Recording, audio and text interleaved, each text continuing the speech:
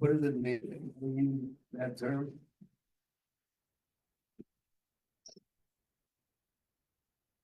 The yichud and the word echad, it means a world of unity.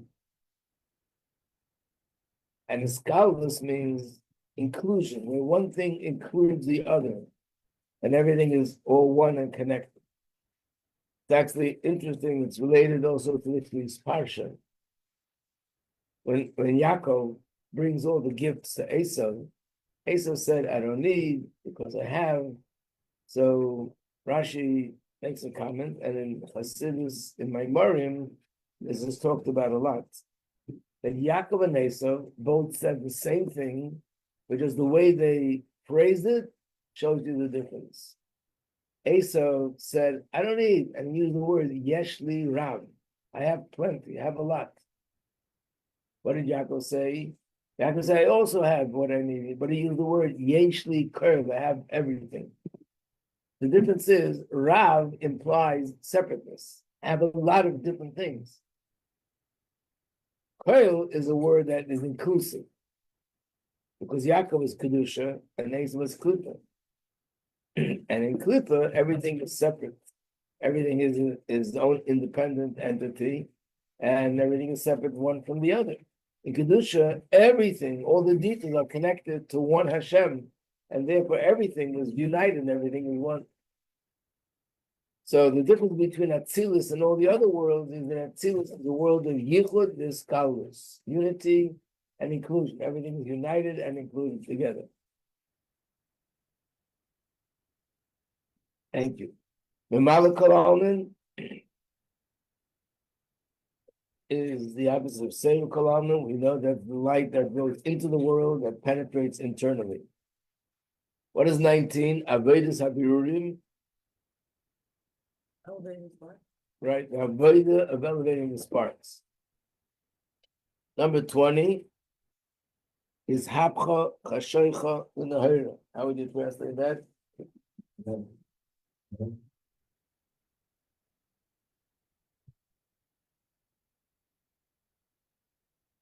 It's Hapcha in Aramaic. This is Aramaic, as you see, it ends with an aleph. That's an indication that's Aramaic. Is Hapcha means to transform darkness into light. So from the beginning of the Maimah, he keeps using two words, Iskapia and Ishapka. Iskapia means to discipline the Yetzer Hara and discipline the Nefesh Bahamis, which means it's still Nefesh Bahamis, has its desires, has its cravings to do things that Nefesh Bahamis wants to do, but I'm controlling it. Ishapka means I'm transforming it. That the Nefesh Bahamis has desires that are consistent with Hashem's will, like the Nefesh Elokis. That's transforming darkness into light. What is 21? Yisra Er Mitercha Chesha. This I'm going to let one of you answer the question. Give my voice a vacation for a second. What'd you say? Light that came from darkness. Right. That light that comes out of darkness is greater than light that is directly light. I would think the opposite, that the light that comes after darkness or through darkness is a little bit weaker because it's coming through a period of darkness. But it tells us the opposite, that light that comes out of darkness is a much more powerful light, much more intense light, and a greater light than light that comes directly. Ois Beis. Number 1, when he talks about korbanos, I said the word carbon comes from the the root word would be korid, closeness. Carbon literally is translated as sacrifice, but it really means closeness. So, and the Maimon brings that carbon is kiruv akoichin v'achushim. What does that mean? It brings both your powers and your senses of Hashem. Right. All my powers, all my faculties, and all my senses to bring it close to Hashem. All my talents, bring it close to Hashem. Everything I have. Number 2, Rish Pe'esh Ava Lalakus.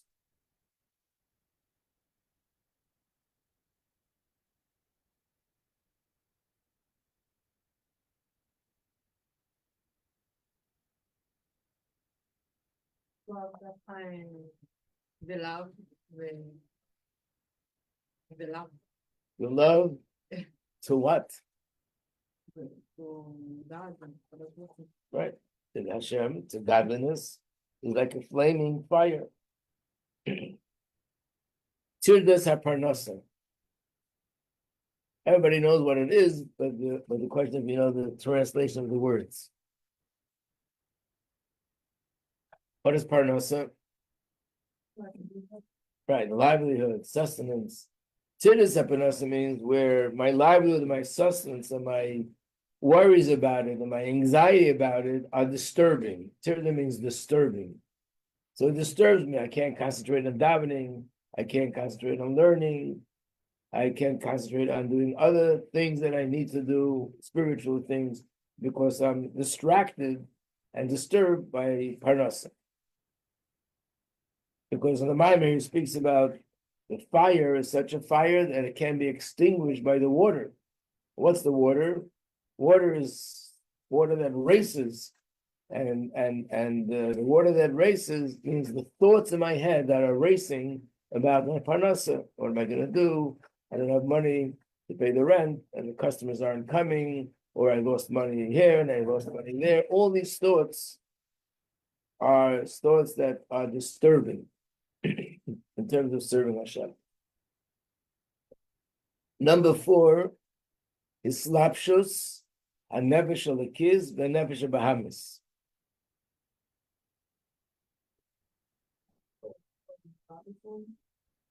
How about reversing that? Sorry. The God is And what does it mean? that you need to get your nationalities like on board with the nationalities. Right. But the slapshus, what it means, it's enclosed or it's invested, means we explained that in order to stimulate feelings of love for Hashem, it's by thinking about Hashem, understanding Hashem. But if I want to get my Nefesh Bahamis on board, I have to think about Hashem in a way that the Nefesh Bahamis could relate to it. That's called the slapshus, to clothe myself in the Nefesh Bahamis. There's a story with the Rebbe Marash. The Rebbe Marash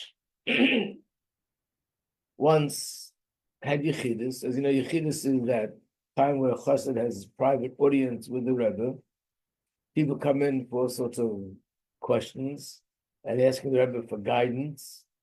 In the middle of the Yechidus, after seeing many people, he stopped and he called his secretary and he said to him, I need to change the shirt that I'm wearing. Give me a different shirt. He gave him a different shirt. When he took his shirt from him, the shirt was wet and like someone who was sweating from carrying heavy boxes or something. And he was shocked, like, sweating from what? He's sitting here in a chair in his room, and where's that coming from? So the Rebbe Marash said like this: if someone comes into my room and he asks me a question, and he said, I don't remember the exact wording, but this is the content. Imagine if it's a person who's a farmer. So in order for me to understand him, I have to get dressed in his clothes. I have to wear farmer clothes and look at things in the world from his perspective. Then I can understand what he's telling me. But if I'm in that perspective, I can't answer him. So I have to take off those clothes, put on my clothes, and I look at it from my perspective. Now I can answer him. Next person that walks in, let's say, is a Rosh Yeshiva. In order for me to answer him, I have to put on his clothes and look at his world from his perspective so I can understand him. But in order to answer him, I have to go back into my clothes and give him my answer. And then another person walks in who teaches little children. So I have to get dressed in his clothes. Went on and on. So imagine after, I don't know, 50, 60, 100 people changing your clothes back and forth. It makes you sweat. So I work very hard. That's called the slapshus, putting on the other person's clothes. In other words, if you want to relate to a person really properly, we explained it's by enclothing yourself, meaning putting on their clothes, meaning looking and understanding where they're coming from, how they feel about things, how they think about things, what makes them happy, what makes them sad, what makes them tick, as they say. And once I understand who I'm talking to, now I can answer the person much better. So the same as with the Nefesh Elokis, Nefesh Bahamas. The Nefesh Elokis lives in a different world, and the Nefesh Bahamas lives in a different world. So the Nefesh Elokis, in order to inspire the Nefesh Bahamas, which means the godly part in me, in order to inspire the animal part in me, I have to understand, I have to think about something related to Hashem, that the animal part in me could understand it, could get excited about it, and as a result of that, we'll also have love for Hashem. And those were examples we gave yesterday, the day before, what that would mean. What's number 5? Hakika Klolis. How would we translate that in English? I wonder what? What'd you say? Ruling. So that quite really comes from that word, but in this context, it's a different definition. It comes from the Lashon Hakika, to carve out. So that's how it would be, a general carving out. What does that have to do with the price of fish in China? What does it do with the Maimer? So the answer is that in the Maimer, he's talking about the fact that there's 2 stages to be able to get my Nefesh Elokis on fire. Stage 1 is called Hakika Klolis. And stage 2 is really enclosing myself in Nefesh Bahamas. So what does that mean? The mashal that's used, not in this Maimer, but in other Maimarim, is that if I have a log of wood, and I want to make a bowl out of this log of wood, a bowl that I could put soup into it. There's 2 stages. First, I have to carve out a piece of wood from the log. Carve it out, and I have a piece of wood in my hand. Now I have to carve in this piece of wood a space so it becomes a bowl, and I could put soup inside. What is that? What does it mean? What's the mashal? That there's 2 stages with Nefesh Bahamas. The first stage is not only the Nefesh Bahamas can't understand it, Nefesh Bahamas can't even relate to something that's godliness. So first I have to sort of generally break through to Nefesh Bahamas that godliness is also something that's important, something you can understand, and something you can relate to. And then I try to explain something godly to my Nefesh Bahamas. But the first stage is to B'chlal recognize there's something there. I once gave a class, used to teach a class in Manhattan once a week. And it was a class for people who were new to Yiddishkeit.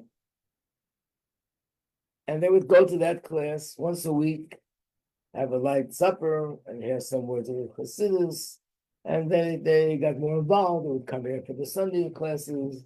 And very often, I think maybe 10 or 20 people, after going to that class once a week, eventually came over to be full-time students. But most of them were actually women who were working. But nevertheless, the once a week warmed them up. Anyway, one of those women who lived in Crown Heights, we asked her to speak by I think it was a parent Shabbaton. She was a stockbroker. And I remember she said that as a stockbroker, whether because of her business or just for other reasons, she traveled a lot. She traveled to the Orient, she traveled to Europe, she traveled to Israel. She said the furthest trip I ever made was from Manhattan to Crown Heights. That was the furthest trip she ever made.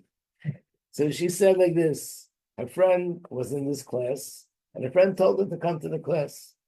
She was in the class, and obviously it was a class like all classes. I said, I was shocked. I grew up, as a Jew, of course, but in my mind, Judaism was songs and games. Hanukkah, we had presents, we had Hanukkah songs, we played dreidel. Purim, we got dressed up. She knew a little bit about some holidays. The Pesach Seder was maybe also, a fun family getting together. And she said, I had no idea that Judaism has something to offer about understanding a life in the world we're living in today. In other words, in her mind, Judaism is something which started 3,300 years ago, has no relevance to life today. but it's songs and tradition, la la la, and so on and so forth. So the first thing is to break that myth that Judaism and Torah has something to say about life. Now, let me tell you what the Torah has to say. And that's Nefesh Bahamis. Nefesh Bahamis initially doesn't even think that godliness has anything to do with him or with it. It's a different world. So the first thing is, no, godliness is something that you can relate to also. And now let me tell you how you can relate to godliness. These are the two stages. One is carving out the piece of wood, like the general introduction, the general breakthrough, breaking the myth. And the second thing is to be more specific.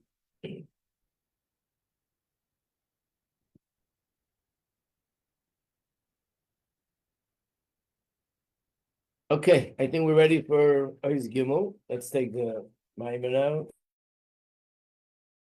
That one, it should be more on the shelf. The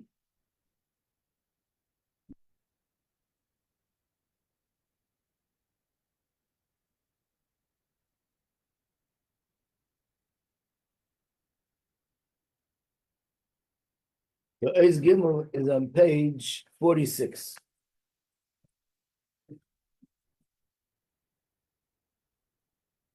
I'm reading on the bottom when it has the English translation. But now that we've explained that every year has a base of English in it, and just like there was carbon in a physical sense, literal sense, so too we also have a carbon internally, bringing my Nefesh Bahamis closer to Hashem. So it's not only carbon, but there's something spiritual corresponding in my serving Hashem. So now he goes into another detail. Because for this we'll understand the Mishkan was different than the Beis Hamikdash in the sense that it was built out of wood, not out of stone. But even wood, the Torah says you can't just take any wood you want. It has to be specific wood. Wood should be from trees that are called Atzei Shitim.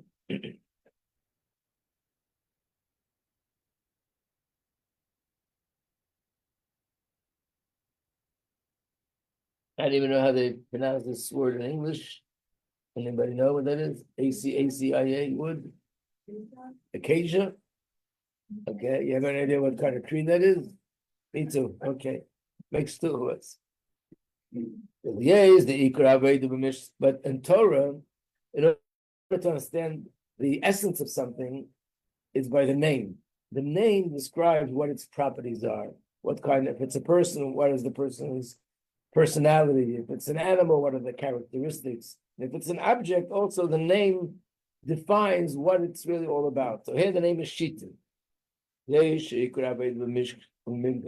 that the main Aved in the Mishkan, the word Mishkan usually refers to the sanctuary in the desert, which is made out of wood, and Mikdash is the base of Mikdash. Being that the Aved is to transform darkness into light. Who in page 47. Avedis HaKarbonis Canal, the Frat Maisa Keteris, and especially the Keteris. He doesn't go into Keteris, but Keteris is the incense, and that's also about turning darkness into light. The reason why he says especially is because it says that Karbonis turn darkness into light, but the darkness that's related to Klipas Noiga. And Keteris has even a greater effect, even on things that are further from Klipas Nega. But he's not going into it now. By day, you have the Shabbat Migdash, and through the Aveda Beis Migdash, al day zeh, hey, your Gilil, the Beis Migdash was a source of light. By the Beis Migdash being there and doing all the services, all the Aveda, this brought down a tremendous spiritual light into the world. And that's the reason why it's made out of Atzei Shitim. Shita, the word Shita, what is the root of this word in Hebrew? Perish Nitiya, to deviate, to move to the side. What does it mean to the side? Depends what you're talking about. Whatever it is you're talking about, there's Yesh Davar Shuim Tzoi, there's a path that's a middle path. And that's the middle way, page 48.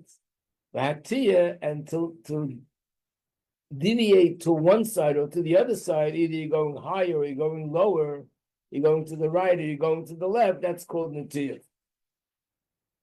In fact, Chaim Pirush Shtus is the same letters as the word Shtus, which means foolishness. It's for the same reason. Because Shtus, foolishness, is Hatiyah Ma'idei V'Chochma. Is the middle path, which is the path of logic, the path of Chochma, wisdom. Shtus means I'm turning away from the path of wisdom. So knowledge, wisdom, understanding, that's the middle path.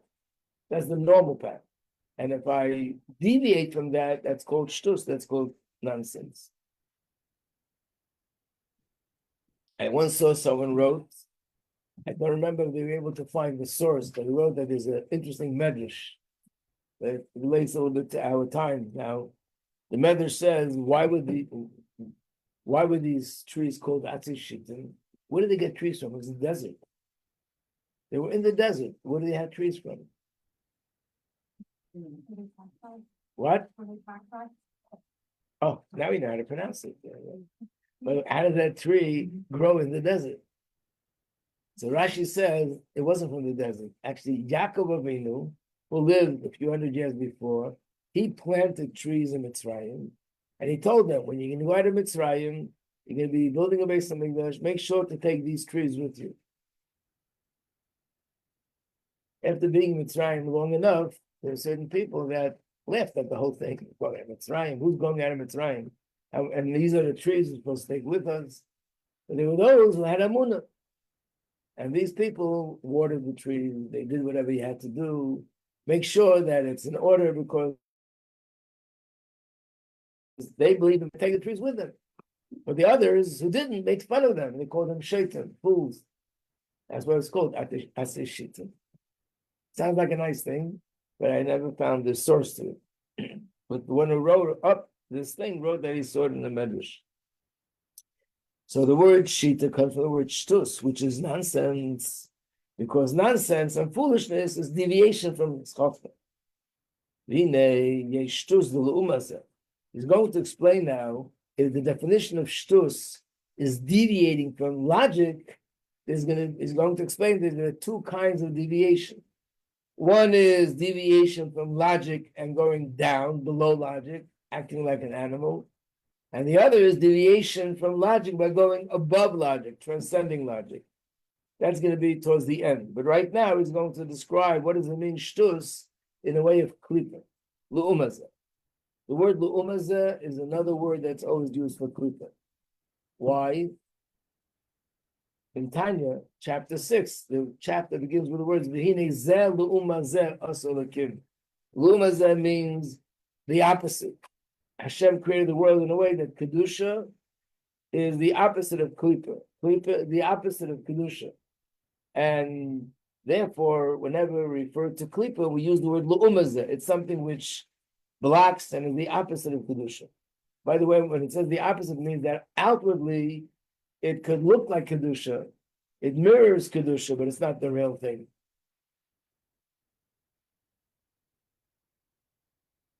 It says, here's an example where we see this. It says, Kisista Ishte. The person is talking about a woman that her husband suspects her that she committed a sin with another man, committed adultery. And the term that's used in the person is Kisista Ishte. What does sister mean in this context? So Rashi says, Tate Midarki Atznius. She deviated from the path of modesty. One might ask, wait a second, why are you saying she's guilty? We don't even know that she's guilty yet. So the answer is,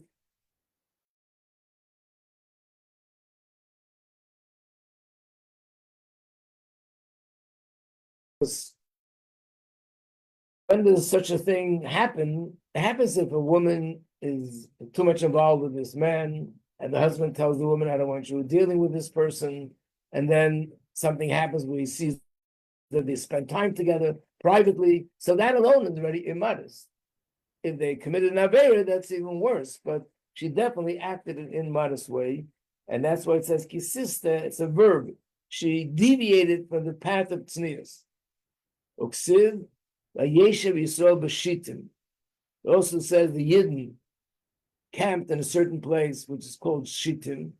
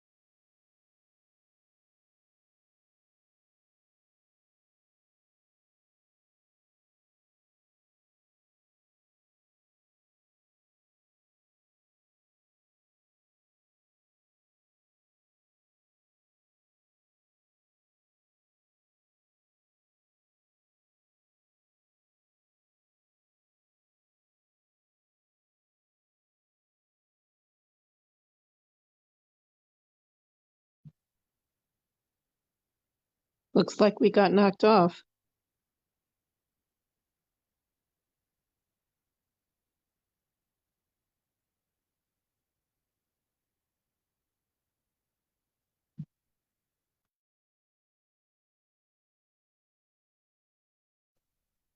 Ruach Shtosu, Ruach HaKlipa v'Sitracha.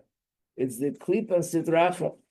I guess by people doing things which are not permissible, doing things which are inappropriate, they bring Klipa into their body, into their mind, into their heart, and that makes the person not see things, and my vision starts becoming very foggy. I don't see things clearly anymore. The Nikra Shtus, and we find a similar thing that is a pasuk. It was written by Shlomo Melech in Koheles, and he talks about an old, foolish king.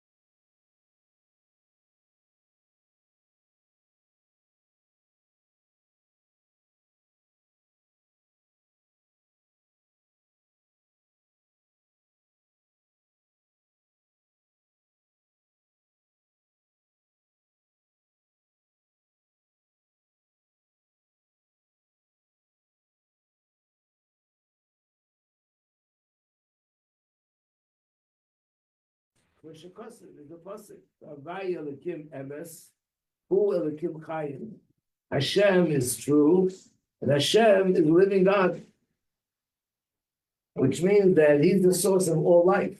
Even though animals live, and humans live, and angels live, all those that live are living because Hashem gives them life. They themselves don't have any life in their own right. Hashem is the source of life, and Hashem gives life to everything else. So the true life is Hashem, and same with Emes. Everything in the world, in its own right, it's Yesh Me'ayin.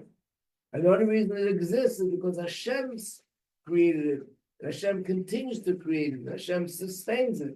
So Hashem is the only one that's Emes. And every person wants life, and every person wants Emes. And Ruach Shtus, but the Ruach Shtus, the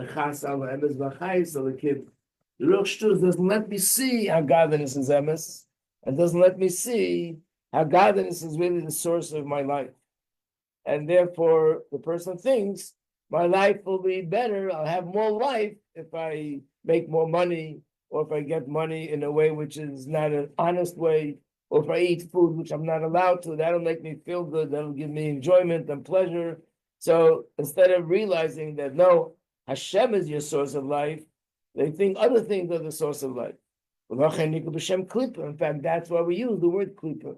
As we know that the word klipa is a term that's used in Kabbalah and in Chassidus. You don't find the word klipa in Gemara. Because in Gemara, when they talk about things that are not appropriate, they usually use the term tuma. It's impure. But why the term klipa? Because klipa means it's like a shell, like the peel or a shell of a fruit. That here you have a fruit. The fruit is something good, something nutritious, something healthy, something delicious. But the klipa, the shell, covers up and you can't see it. So klipa covers up ungodliness. The gila, of course, klipa covers up the godly light that we shouldn't see it. In fact, this is the reason. This is what it makes it possible for a yid to do an avera. If not for this, no yid would do an avera.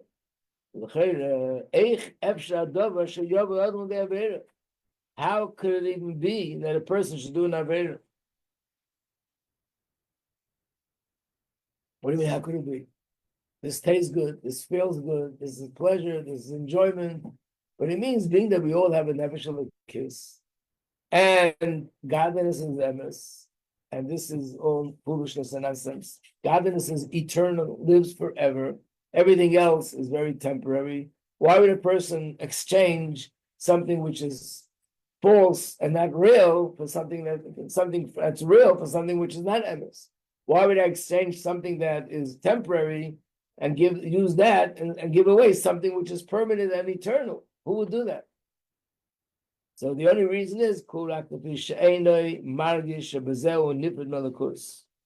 he knows those things, but he doesn't feel that by doing an avera, I'm disconnecting myself from godliness. The nidmalei, it appears to the person he still is connected to godliness and his Jewishness, just like before. In other words, just like begashmias, if a person is numb, they don't feel any pain. If a person is numb, they can perform an operation which is cutting their skin, cutting parts of their body. The person feels no pain. That's numbness. Just like there's numbness begashmias, there's numbness beruchnias. The klipa makes a person spiritually numb. I don't feel that I'm cutting myself off from godliness. And if a person would feel, they never would want to do that.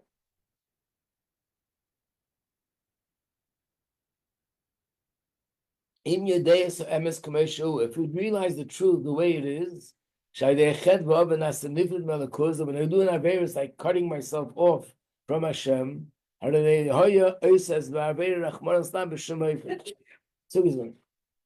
if a person is numb, they can do things to harm themselves.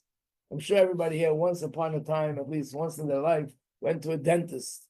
They worked on your teeth and they numbed your mouth. And they warn you, don't eat for the next few hours. Why not? Because your mouth is numb and you don't realize what you're doing. You might be biting your lips, might be biting parts of your mouth, that when the numbness goes away, you're going to feel pain.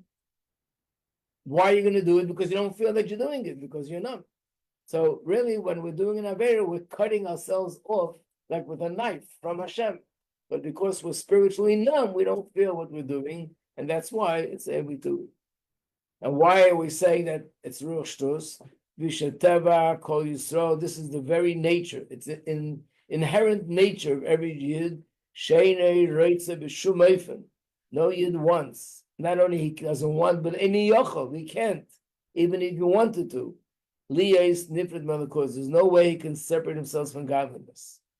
And therefore, if no Yid wants and no Yid could separate him from godliness, how is it possible that this person does it? The answer is because he doesn't realize that he's separating himself from godliness. He's numb, so he doesn't feel that he's taking a knife and he's cutting himself off from his connection to Hashem. And where do we know this from? Where could we see this, that every Yid really only wants godliness? So the next page is going to bring, when it says in Tanya, the famous chapter, Yud Ches, that we see that when throughout the ages, Yidden who are distant from Yiddishkeit, which means they didn't keep Shabbos, they didn't keep Yontiv, they didn't keep Kashrus, didn't observe mitzvahs, but when they were caught, unfortunately, in those days by Christians who made pogroms and in times of the Crusades, they grabbed Jews and they said to them, either you accept Christianity or they'll kill them. We know that most of the Jews gave up their lives. That shows he didn't have Mesiras Nefesh. But the shocking thing was, and the amazing thing was, that even Jews that during their lifetime weren't observant, they also gave up their lives rather than giving up their Yiddishkeit. So he's going to explain that this shows us that all Yidden, in essence, don't want to be disconnected. But they don't realize that by not keeping Shabbos, they're disconnecting. They don't realize by eating chametz on Pesach, they're disconnecting. But when a non-Jew walks over and said they should bow down to this idol, accept Christianity, which means it's clear that they want them to disconnect. Not only they don't want to disconnect, that desire is so strong, they're ready to give up their life. And we'll learn about it inside tomorrow in Yirtzeh Hashem.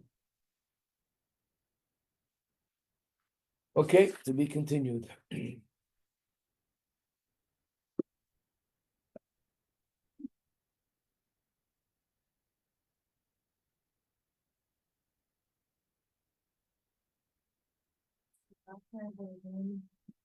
The whistle was like from this approach, and I was like, you're learning secret. I was like, oh yeah.